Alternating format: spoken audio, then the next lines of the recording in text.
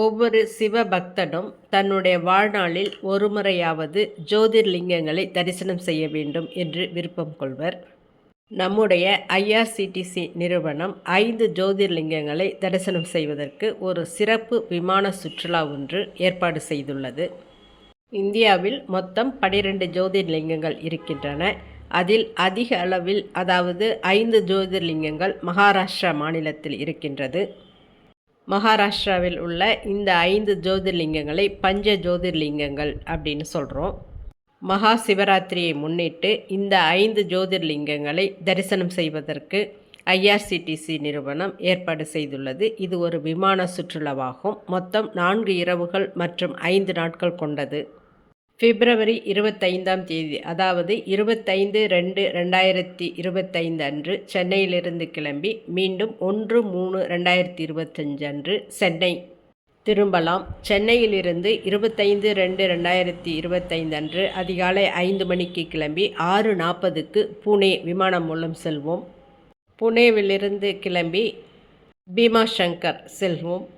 பீமா நதிக்கரையில் அமைந்துள்ள இந்த புனித பீமாசங்கர் ஜோதிர்லிங்கம் ஆலயமானது மகாராஷ்டிராவில் மலை மற்றும் காடுகள் நிறைந்த பகுதியில் இந்த கோவில் அமைந்திருக்கின்றது. தரிசனம் முடித்து இரவு நாசிக் திரும்பி இரவு தங்குதல் நாசிக்கில் காலை மற்றும் இரவு உணவு நிறுவனத்தாரால் வழங்கப்படுகின்றது.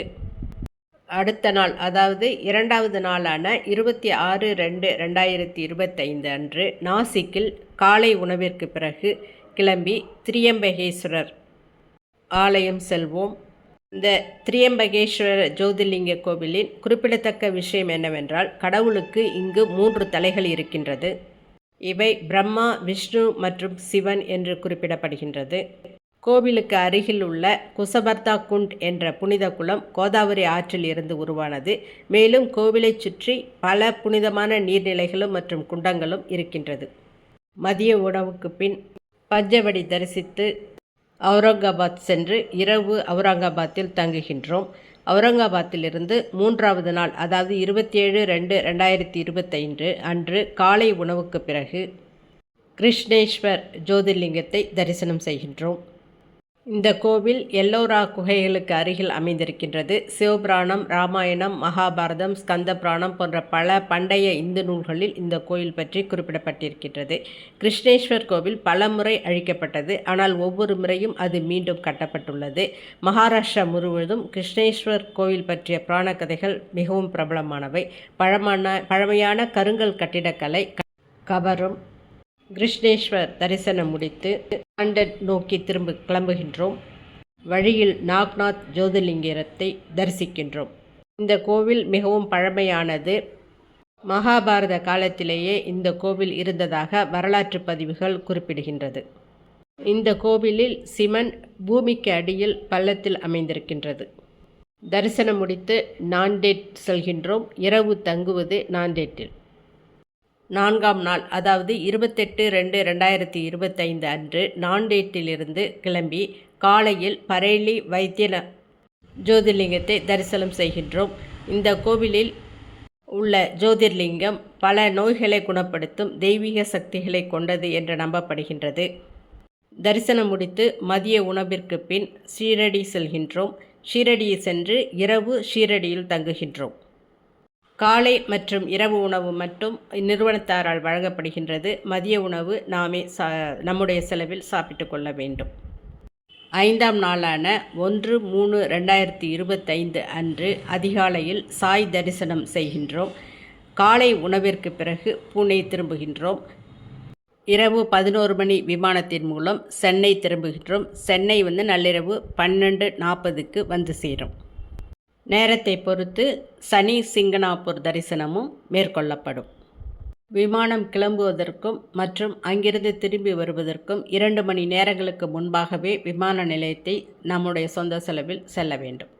கட்டணம் 28,500 ரூபாயிலிருந்து 35,500 ரூபாய் வரை இருக்கின்றது. நமது விருப்பத்தை பொறுத்து தேர்வு செய்து கொள்ளலாம். அதாவது 3 நபர்கள் தங்கக்கூடிய அறைகளாக தேர்வு செய்தால் 28,500 ரூபாய் ஒரு நபருக்காகும். 2 நபர்கள் தங்கக்கூடிய அறை தேர்வு செய்தால் 29,500 ரூபாய் தேவைப்படும். தனி அறை வேண்டுமென்றால் 35,500 ரூபாய் கட்டணம். உங்களுடன் குழந்தைகள் பயணம் செய்வதாக இருந்தால், அதாவது 5லிருந்து 11 வயது வரை உள்ள குழந்தையாக இருந்தால் அதற்கு தனி பெட்டோட மொத்தம் 24,000 ரூபாய் கட்டணம் வசூலிக்கப்படும். சிறு குழந்தைகள், அதாவது 2லிருந்து 4 வயது வரை உள்ள குழந்தைகளுக்கு தனி பெட்டு கிடையாது, படுக்கை வசதி கிடையாது. அதற்கு கட்டணம் 20,500 ரூபாய் வசூலிக்கப்படும். இந்த கட்டணத்தில் விமான கட்டணங்கள், தங்கும் வசதி மற்றும் ஒவ்வொரு இடத்திலும் சுற்றி பார்ப்பதற்கான டூரிஸ்ட் வெஹிக்கிள் வேன் உள்பட அடங்கும். காலை மற்றும் இரவு உணவும் இதில் சேர்ந்தது. பல தனியார் நிறுவனங்களின் சுற்றுலாவை ஒப்பிடும் பொழுது இது மிகவும் மலிவானதாகும். எனவே இந்த அரிய வாய்ப்பினை பயன்படுத்தி மகா சிவராத்திரி நாளில் பஞ்ச ஜோதிர்லிங்கங்களை தரிசனம் செய்து சிவபெருமானின் அருளை பெறுவோமாக. இந்த பதிவு உங்களுக்கு பிடிச்சிருந்தா லைக் பண்ணுங்கள், ஷேர் பண்ணுங்கள், கமெண்ட் பண்ணுங்கள், சேனலை சப்ஸ்கிரைப் பண்ணுங்கள். நன்றி, வணக்கம்.